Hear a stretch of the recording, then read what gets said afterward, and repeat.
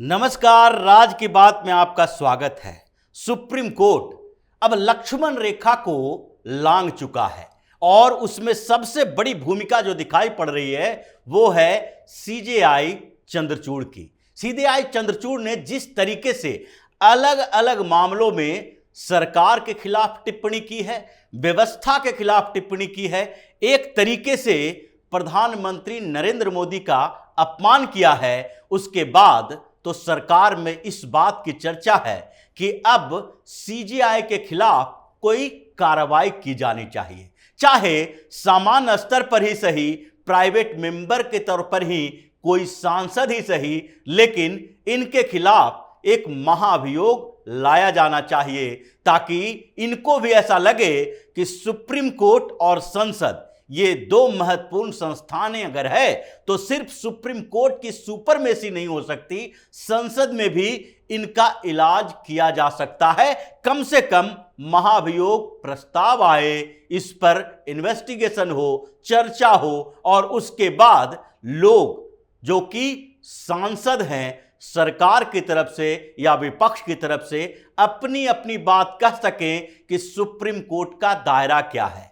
ये पिछले 2 महीनों से चल रहा है। जिन जिन मामलों में प्रधानमंत्री नरेंद्र मोदी इन्वॉल्व हो, जिन मामलों में सरकार इन्वॉल्व हो, उन मामलों में टीका टिप्पणी भी इस स्तर की होती है जैसे कि मानो सरकार को घेरने के लिए ही सुप्रीम कोर्ट के बेंच बिठाए गए हैं। चाहे लोकतंत्र का सवाल हो, तीस्ता सी तलवार के बेल का सवाल हो, जिसमें हाई कोर्ट और सरकार दोनों के ऊपर उंगली उठाई गई, चाहे पवन खेड़ा का मसला हो, चाहे मणिपुर का मसला हो। फिर मणिपुर के मसले पर तो सुओ मोटो यानी स्वतः संज्ञान सीजेआई चंद्रचूड़ ने लिया और जब सुनवाई शुरू हुई तो उस समय भी सीजेआई चंद्रचूड़ की जो टिप्पणियां थी ये प्रधानमंत्री नरेंद्र मोदी का अपमान ही कहा जा सकता है, क्योंकि जब मणिपुर मामले की शुरुआत हुई, सुप्रीम कोर्ट में सुनवाई शुरू हुई, कई पिटीशन दायर किए गए थे और सरकार विरोधी जो पिटीशन थे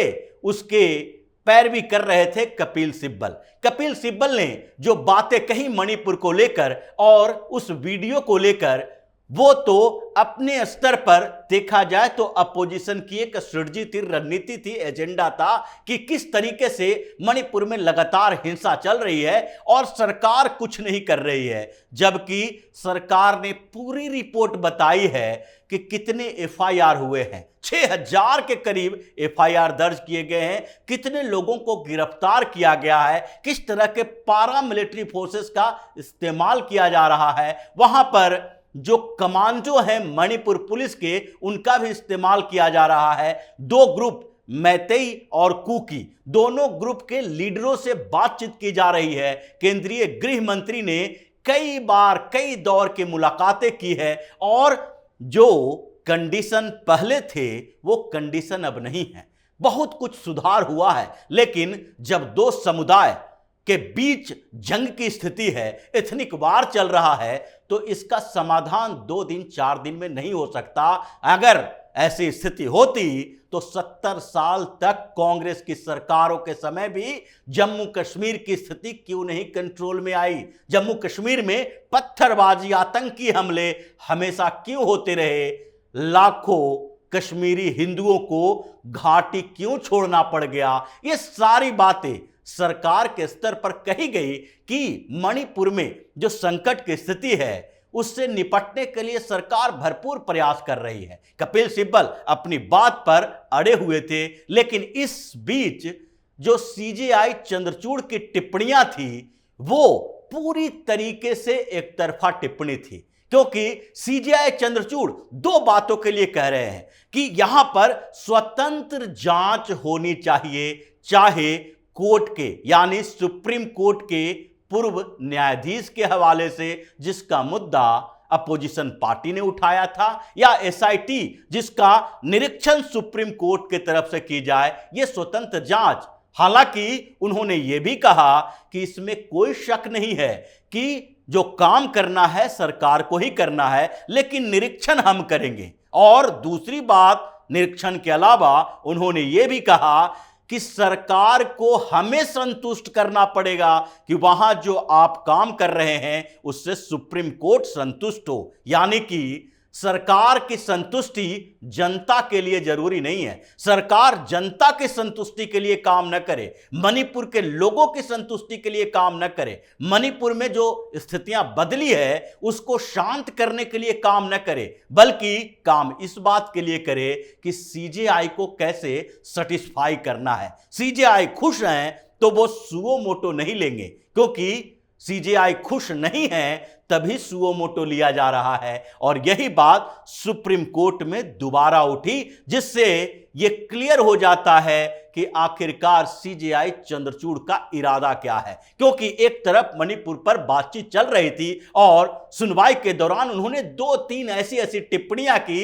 जिसका कोई लॉजिक नहीं था। एक जो वीडियो आया है सामने, महिलाओं के साथ दुर्व्यवहार हुआ, जिसके लिए पीएम मोदी भी कह चुके हैं कि इस पर कड़ी कार्रवाई हो रही है, सीबीआई से जांच कराई जा रही है। जबकि अपोजिशन पार्टी और जो पिटीशन देने वाले लोग हैं, कपिल सिब्बल जिनकी पैरवी कर रहे हैं, वो उनका मानना है कि सीबीआई से जांच नहीं होनी चाहिए। अब जांच के लिए क्या अमेरिका से एफबीआई बुलाया जाएगा, सीएआई से कराया जाएगा, या इजराइल से मोसाद को बुलाया जाएगा?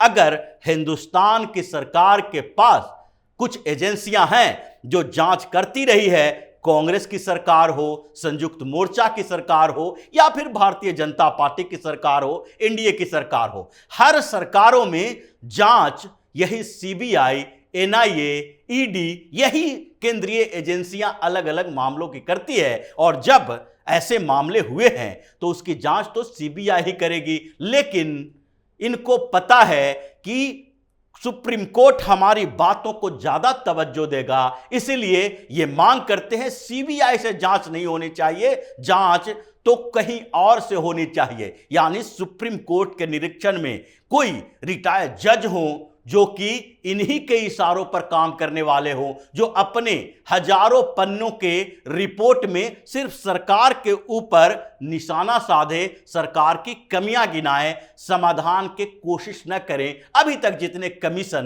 कमीशन की रिपोर्ट आई है वो सब ऐसे ही रहे हैं। लेकिन यहां पर जब सुनवाई चल रही थी तो इन टिप्पणियों के अलावा एक और मामला सामने आया, और उस पे जिस तरीके से सीजेआई की बात रही है वो दिखाता है कि अगर चंद्रचूड़ खुश नहीं हैं तो उस मामले को घसीट कर सुप्रीम कोर्ट लाएंगे। अगर चंद्रचूड़ को उस सरकार से, उस नेता से परेशानी नहीं है तो उस मामले को इग्नोर कर देंगे। यही बात इसमें एक और पिटीशन में सुनाई पड़ी, क्योंकि जब मणिपुर का मामला चल रहा था तो उसी समय एक इंटरवेंशन पिटीशन यानी कि हस्तक्षेप के लिए एक पिटीशन दायर किया गया बांसुरी स्वराज की तरफ से। बांसुरी स्वराज भारतीय जनता पार्टी के नेता रही, सुषमा स्वराज की बेटी हैं, वो वकील हैं, हरियाणा में भारतीय जनता पार्टी के काम कर भी रही हैं और इस बीच वो एक्टिव हैं। इसलिए उन्होंने एक इंटरफेरेंस पिटीशन, हस्तक्षेप करने के लिए एक याचिका दायर की, और उस पर जब बात शुरू हुई तो सीजेआई ने कहा कि इस समय इसका कोई मायने नहीं रखता है। आप अभी मणिपुर पर सुनवाई हो रही है, जबकि आप एक इंटरफेयर करने की कोशिश कर रहे हैं कि दूसरे राज्यों में भी ऐसी स्थिति है, इस पर भी ध्यान दिया जाना चाहिए। चंद्रचूड़ ने यह भी कहा कि अगर मणिपुर में ऐसी स्थिति है तो इसका मतलब यह नहीं है कि सरकार या पार्टियां इस बात को दूसरे राज्यों से कनेक्ट करके इससे भागने की कोशिश करें, जबकि सरकार की तरफ से वो कोई टिप्पणी आई नहीं है। सरकार ने बार बार कहा है कि मणिपुर में दिक्कतें हैं, मणिपुर में उन महिलाओं के साथ गलत हुआ है, लेकिन इसका मतलब यह नहीं है कि राजस्थान में जो गलत हुआ उसको जायज ठहरा दें, छत्तीसगढ़ में जो हुआ, पश्चिम बंगाल में जो हुआ उसको जायज ठहरा दें। उन सरकारों को भी जवाब देना चाहिए, बात यह थी। लेकिन सीजेआई चंद्रचूड़ ने इस पूरे मामले को घुमा दिया जब बांसुरी स्वराज ने जो याचिका दायर की जिस पर सुनवाई की मांग की। लेकिन सीजेआई को उन टिप्पणियों के बावजूद उन्होंने अपनी बात रखी कि ये बात जो है ये पूरे महिलाओं के सम्मान का है।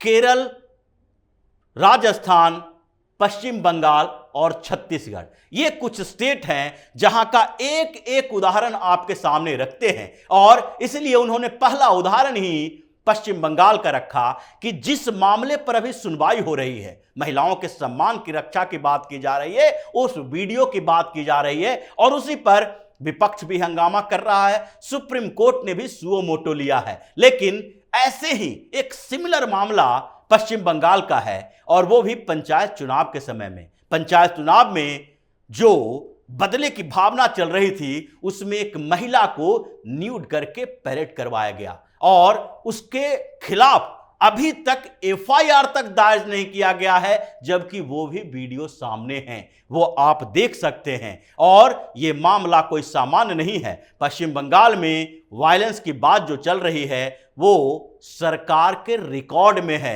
आपके पास भी ये जानकारी है कि 40 से ज्यादा लोग पंचायत चुनाव के हिंसा में मारे जा चुके हैं और उसके बाद महिलाओं के साथ जो किया गया है, दो दो जगह पर ऐसे ही जो उसको न्यूड करके उसका परेड कराया गया, जैसे कि मणिपुर में कराया गया है। यह मामला पूरी तरह से सिमिलर है। इसको आप ये नहीं कह सकते कि मणिपुर का मामला कुछ अलग है, पश्चिम बंगाल का कुछ अलग है। तो सीजेआई चंद्रचूड़ ने कहा कि क्या आप चाहती हैं कि पूरे हिंदुस्तान के लड़कियों के साथ जो अत्याचार हो रहा है हम उस पर फैसला सुनाएं? और बांसुरी स्वराज ने यही बात कहा कि पूरे हिंदुस्तान की महिलाओं को इंसाफ चाहिए और इस पर आप ये नहीं कह सकते ये केंद्र सरकार का मामला है, ये उस राज्य सरकार का मामला है जहां भाजपा की सरकार है, ये दूसरे सरकार का मामला है जहां कांग्रेस या टीएमसी की सरकार है। इसको अलग करके नहीं देखा जाना चाहिए। मिलॉर्ड, आप ये ध्यान रखिए कि आपके फैसले पर पूरे हिंदुस्तान की लड़कियों का नजर है और इसलिए अगर मणिपुर पर सुनवाई हो रही है तो राजस्थान पर भी सुनवाई होनी चाहिए, जहां पुलिसकर्मी ही रेप करते हैं, मर्डर करते हैं। मणिपुर पर सुनवाई हो रही है तो पश्चिम बंगाल के उस मामले पर भी सुनवाई होनी चाहिए जहां पर न्यूड परेड कराया जाना रहा है। मणिपुर पर सुनवाई हो रही है तो केरल की उन महिलाओं के खिलाफ भी होनी चाहिए जिसको ट्रैप किया जा रहा है, जिसका बलात्कार किया जा रहा है, जिसको आईएसआईएस में भेजा जा रहा है। यह पूरा का पूरा मामला सुप्रीम कोर्ट में चला, लेकिन रिजिडिटी देखिए सीजेआई चंद्रचूड़ की। उन्होंने सबको साइड करके सिर्फ मणिपुर पर अपने आप को कंसंट्रेट किया और जो बातें कही वो एक तरह से सरकार का अपमान है कि हमें सरकार पर भरोसा नहीं है, हमें प्रधानमंत्री की नीतियों पर भरोसा नहीं है, उनके वादों पर भरोसा नहीं है। मणिपुर सरकार जो धड़ाधड़ गिरफ्तारियां कर रही है उस पर भी भरोसा नहीं है। हमें भरोसा सिर्फ इन लोगों के ऊपर है जिसने पिटीशन दायर किया है, कपिल सिब्बल जैसे वकील के ऊपर है और अपोजिशन पार्टियों की मांग के ऊपर है। और इसलिए हम तो केवल मणिपुर की ही बात करेंगे, लेकिन जिस तरीके से सीजेआई चंद्रचूड़ ने मणिपुर की सुनवाई को लेकर टिप्पणियां की है वो सरकार के लिए अपमानजनक है और इसीलिए सरकार इस मामले में सोच रही है कि सीजेआई चंद्रचूड़ का क्या किया जाए, कैसे जिस तरीके से ये सरकार का पीएम मोदी का अपमान करते हैं, इनके भी अपमान का प्लान किया जाए। और इसका तरीका तो संसद से ही होगा और इसके लिए एक महाभियोग लाने की जरूरत है, चाहे सरकार की तरफ से आए, किसी सांसद की तरफ से आए जिसे समर्थन हो और इस पर चर्चा हो, ताकि इनको भी लग सके कि अगर हम सरकार को बदनाम कर सकते हैं तो हमारी भी बदनामी हो सकती है। तो इसी तरह की खबरों के साथ फिर से हाजिर होंगे, तब तक के लिए बने रहिए हमारे साथ और देते रहिए हमें सहयोग, ताकि इसी तरह की खबर हम आपके लिए लाते रहें। धन्यवाद।